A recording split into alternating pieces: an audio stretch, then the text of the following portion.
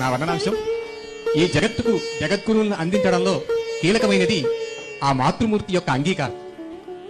అది అలనాటి ఆర్యాంబ దగ్గర నుంచి ఈనాటి సీతానాగలక్ష్మి గారి వరకు ఆ క్రమంలో ఆ సందర్భంలో ఆ తల్లి యొక్క మనస్థితిని వర్ణించవలసిందిగా కోరుతున్నాను.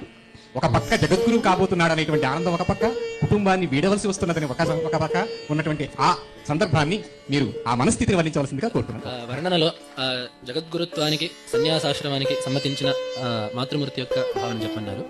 దుర్లంఘంబు వినేయకోటికి జగద్గుర్వాజ్ఞ మన్మానస స్వర్లోకంబులు శూన్యము సుతుడు విశ్వంబేలు నాచార్యుడై నిర్లేపంబుగా నుంట కష్టమగు కాని మాతృతంజూప ముమ్మార్లున్ తత్ పరిపాల్య వర్గముల సమ్మానించదన్ ప్రేముడిన్.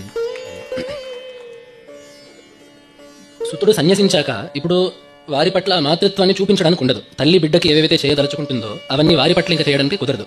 అయితే ఇప్పుడు వారు జగత్తుకి గురువులయ్యారు కాబట్టి జగత్తులో ఉండే శిష్యులందరూ వారి చేత పరిపాలింపబడుతున్నారు కాబట్టి చూపిద్దాం అనుకున్న వాత్సల్యాన్ని పీఠం యొక్క శిష్యుల పట్ల, గురుగారి యొక్క భక్తుల పట్ల చూపిస్తూ మహామాతృశ్రీ అనే బిరుదంతో వ్యవహరింపబడుతూ ఉన్న ప్రేమని వారి పట్ల మళ్లిస్తే పీఠాన్ని శిష్యుల్ని వాత్సల్యంగా చూసుకుంటే కొంతలో కొంత సంతృప్తి అక్కడ చూపించినట్లు కలుగుతుంది అనేది భావన.